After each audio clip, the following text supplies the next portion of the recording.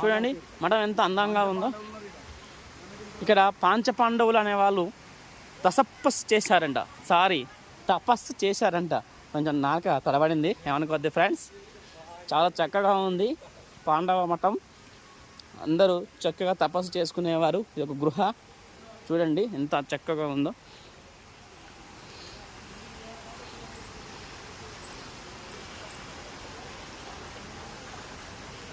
పంచపాండవులు ఇక్కడ నెలకొన్నారు. చక్కగా వాళ్ళంతా తపస్సు చేసుకునేవారు.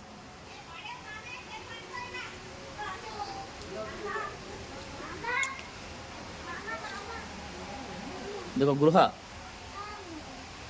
అది ఎన్ని వందల సంవత్సరాల క్రితందో. చూడండి ఎంత చిన్నదిగా ఉందో.